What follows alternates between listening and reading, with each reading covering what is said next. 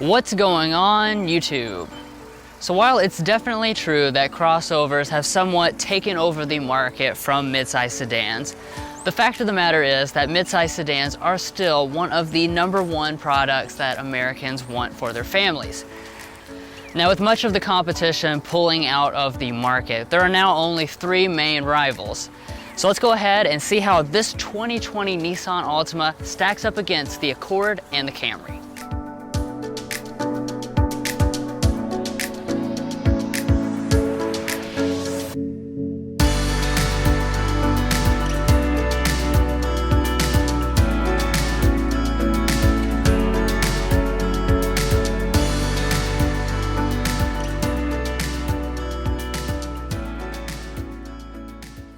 Now, just like always, the first thing we want to discuss with this car is going to be the exterior.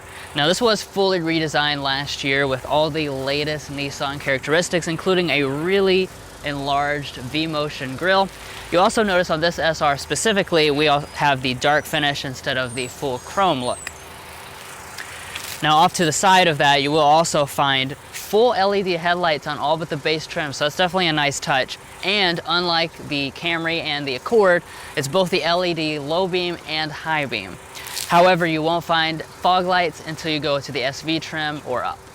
Now, one of the most alluring things about this SR trim is the fact that you get these 19-inch alloys, which are shared with the top-end Platinum model. So that gives you the fully loaded look, even down here on the SR, which is just the second from base trim level. Now, as far as the other trim levels, SL and SV are going to have 17-inch alloys, and then the S is going to have a 16-inch steel wheel with a hubcap. And then heading up here to the mirrors, you will notice that they are finished in black for this SR. However, they're not heated. That's only available if you go for the SR Premium package, but we do still have the blind spot monitoring system, which is located on the inside of this pillar. So before we get to the rear design, I do want to talk about one of the Altima's signature design cues, and that's its floating roof design. It's kind of similar to what you see on the Murano, except it's kind of sized down for this sedan. And then heading around to the rear design, that aggressive theme continues since you do have a very handsome look back here. And as far as the actual feature set is concerned, you do have taillights. These are unfortunately not LED like the Camry and Accord, but down below you do have 2 dual integrated exhaust pipes, which really give it a sporty look. And as far as the safety systems are concerned for this Altima, you are going to find a little bit of a sacrifice over the Camry and Accord, since forward emergency braking with pedestrian detection is the only safety system standard across the board. Now, Nissan does offer the higher end safety systems, so on the SR and up, you will get auto high beam headlights as well as rear auto braking. And then if you go for the SV and up, you get Nissan semi-autonomous Pro Pilot Assist package, which gives you steering assist and full speed adaptive cruise control. Well, that sums up the exterior of this Altima, so now let's go ahead and hop inside and see what Nissan has put in there.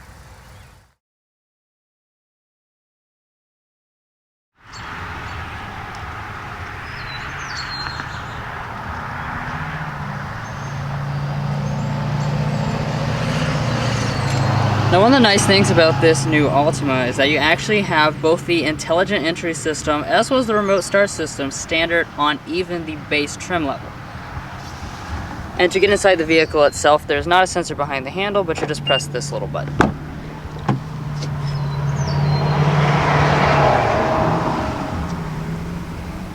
Alright, now taking a look inside the cabin, of course you're going to have the newest Nissan design language, since this was just fully redesigned last year. And as far as your interior material and color options, what you'll be looking at on the S and SV is a cloth seat in charcoal or gray color schemes. When you choose the SR like we have here, that's where you'll get a leatherette trimmed seat in charcoal only. And then if you go for the SL or the Platinum, you'll get real leather seating in charcoal or gray color options. Then turning over here to your door trim, it is very nicely appointed, especially for a more affordable vehicle. You have a nice leather armrest here with color contrast stitching as well as leather above it, and the top part is nice and padded. As far as your window, only the driver's window is auto up and down. And then checking out the seat here, every single model is going to come with an 8-way power adjusting seat.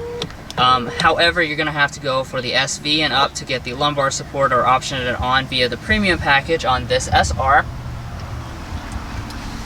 And then, like I already mentioned, this is the SR's leatherette trim seat. So you have leatherette on the outside, a nice cloth in the inside with a cool color contrast design.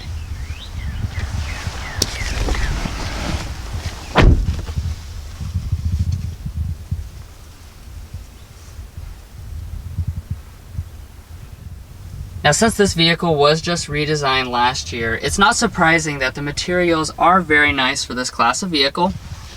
So across your upper dash here, you actually have a leatherette and color contrast stitched area, which looks really, really nice. And then across the upper dash here, this is all a soft touch plastic with some more of that color contrast stitching. Even down here in your lower areas, you have a leatherette trim with color contrast stitching. And like I said, this is the SR, so this is the second to base trim. So I'm overall quite impressed by the material selection of this Altima. Now, to start up the Altima, every single model will come with push button start.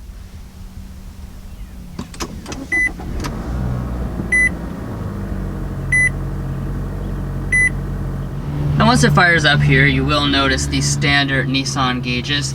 It's very typical of their designs, where you have analog gauges on both sides, as well as a large 7-inch multi-function display in the middle, which is standard on every single trim.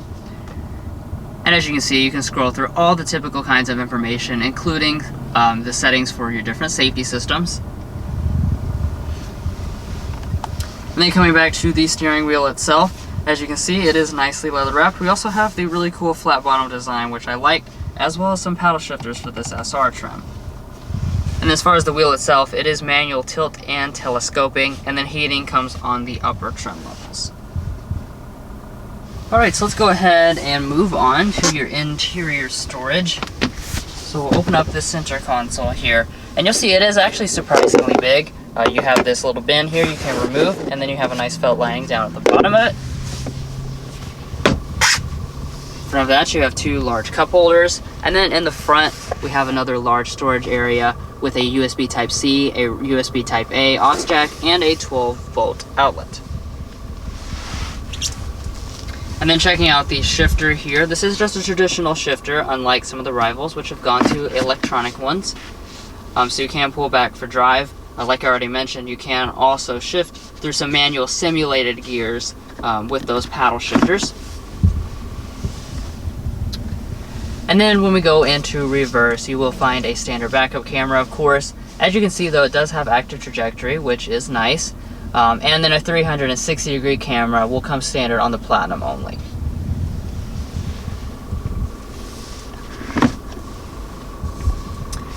Back behind the shifter, you also have an electronic parking brake. Now, this is standard on all the all-wheel drive models or the upper level trim levels with the front-wheel drive setup. Alright, so let's go ahead and move on up here to our climate controls as the next thing. As you can tell, this is just a manual setup. This is what comes standard on your S through your SR, and then dual zone automatic on your SV and up. Obviously, it is very simple to use, just two large knobs to make the adjustments and physical controls here. Additionally, on this specific SR, if we chose to have the premium package, we would also have 3-stage heated seats right here.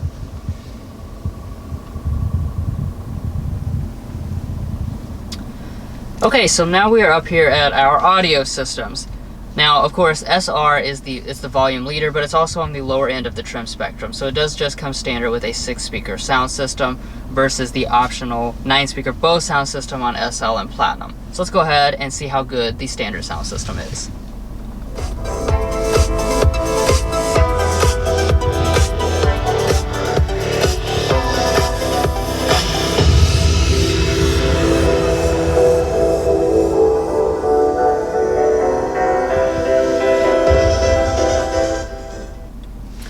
I have to say, I am quite impressed by the way this bass sound system sounds. Definitely, I would put it ahead of both the bass sound system in the Accord and the bass sound system in the Camry.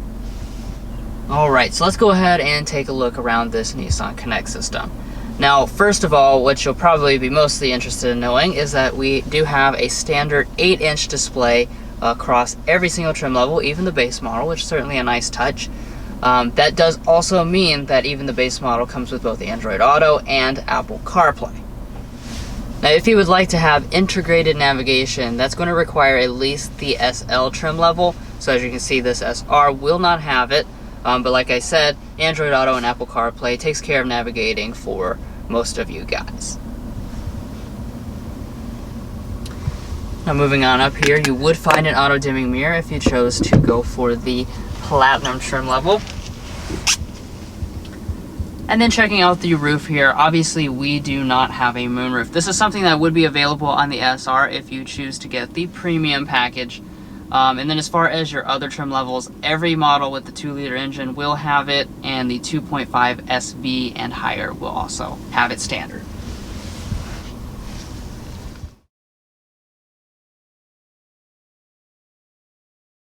Alright, so hopping in this rear seat of this Altima, obviously this is a very important part of any midsize sedan since it is for the family, and I'm pretty impressed so far. Now, as far as the feature set is concerned, we are going to be missing out on rear vents on this 2.5 SR. You will get that on the 2-liter SR, or if you go for the SV trims and higher. And then down below that, you will have a regular smart charging USB port as well as a USB Type-C. However, Nissan does not offer any heated rear seats on any of the trim levels. Now here in the center, we do have a fold-down armrest with cup holders inside. And as far as the actual space is concerned, you're going to be looking at 35 inches of rear legroom and 37 inches of rear headroom, which does place it quite a bit smaller than the Toyota Camry and Honda Accord. And you are going to notice that behind rear seating position, since I only have probably, I would say at least about 4 to 6 inches of rear legroom, and my feet can slide up under the seat, so it's really not too bad overall. You are just going to notice that it's a little bit less spacious than the Camry and Accord. Now walking up to the trunk, there is a button under the lid, so that's all you have to do to open it. And once inside, you're going to find 15.4 cubic feet of space in this Altima's trunk, which actually puts it a little bit above the Camry, but it's still behind the Honda Accord. So in terms of space, you are going to have a pretty good amount of space compared to its rivals. And as far as how they finished it, you do have carpeting along the floor, and you do even have the ability to fold the seats 60-40 split. Now the passenger seat on this lower end model is manually adjusting, however it is 4-way power on SL and Platinum trims. And in front of the passenger we do have a good sized glove box. It goes back a pretty good ways, and it is also dampened. And up top we do have a sun visor with a mirror and light, and it does also detach as well as extend.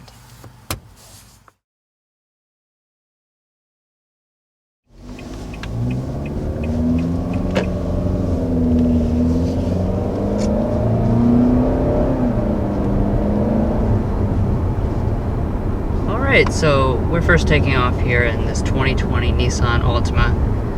Now, what we have here is the 2.5-liter naturally aspirated 4-cylinder engine with 188 horsepower, 180 pound-feet of torque. This is what the vast majority of people go for. As a matter of fact, I don't even know if our dealer has even had a VC turbo on sale. You know, most people want to choose this, and one of the reasons is because this can be equipped with all-wheel drive, whereas the top-end turbo, that's going to be front-wheel drive only. And I know the all-wheel drive system has definitely been a very popular choice in this part of the country, and I'm sure most parts of the country, you know, having that available. This one here is specifically equipped with that as well. Now, if you do happen to find one that has the VC turbo, it's a 2-liter Turbo 4, producing 248 horsepower and 280 pound-feet of torque.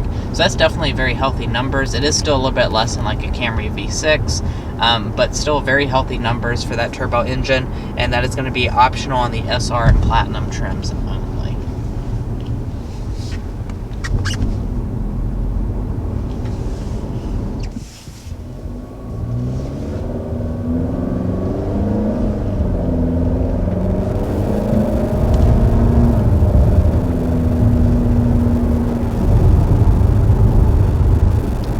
Power definitely feels plenty adequate in this standard engine, so you don't really need to feel like you have to get the VC turbo. It feels just about equal, I'd say, to the 1.5 Accord and the standard Camry. They all have roughly the same amount of power.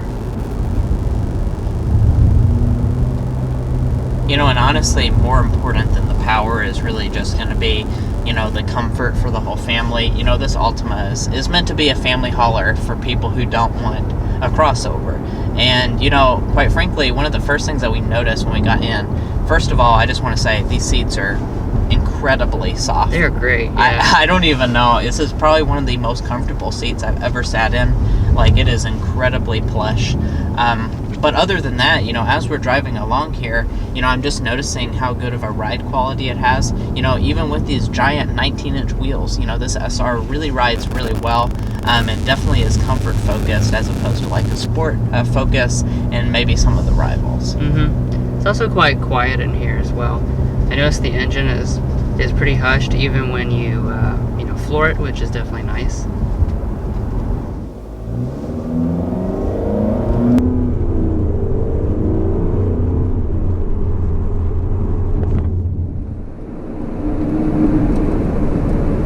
Now, usually when it comes to Nissans, one of the big things that people are always talking about is CVT, CVT, CVT. And it hasn't come up yet in this review, which I think is kind of a testament to how good Nissan has done with this Altima CVT. Like I said last year, I'm very impressed by the shift simulation. This is the best simulated shift I've ever felt on a continuously variable transmission, period. Any brand, any Nissan. It actually seems realistic. I do also want to talk about the handling, even though it's not like a big focus of this vehicle, but it's actually pretty good. Midsize sedans in general, they've been improving, they've been getting sportier, and the Altima is just like the Accord and the Camry in that respect.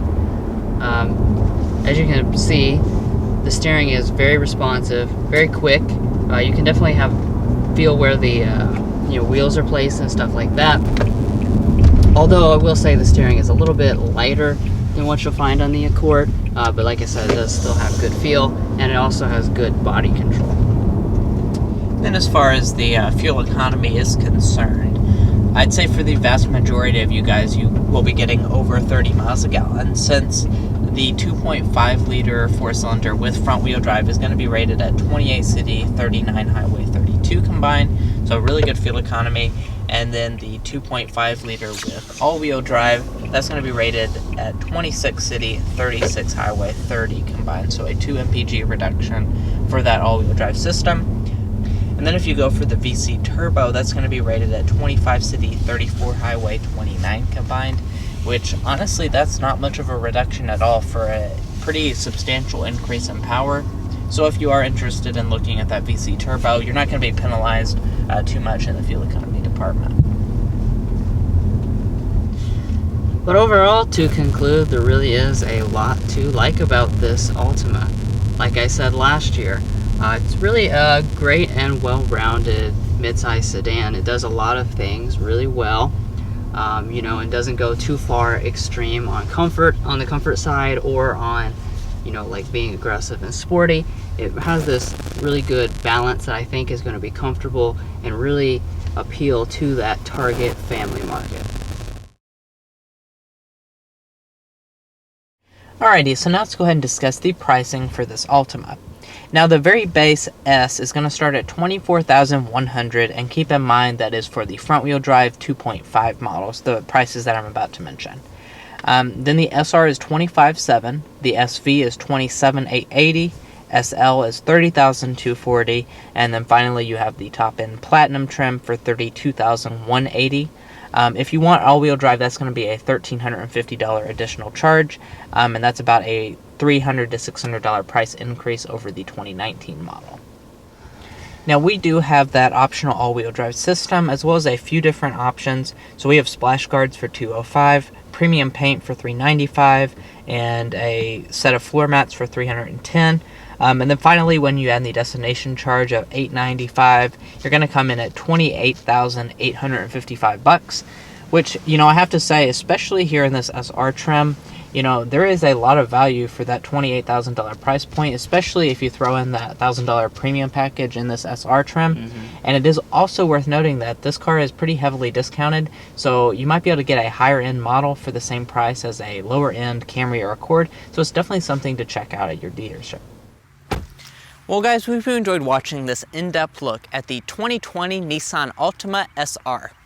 We really appreciate you watching, and if you've made it this far, hopefully that means you enjoyed our video. So be sure to hit that subscribe button down below, and we'll catch you next time as we sample more of the latest automotive delicacies.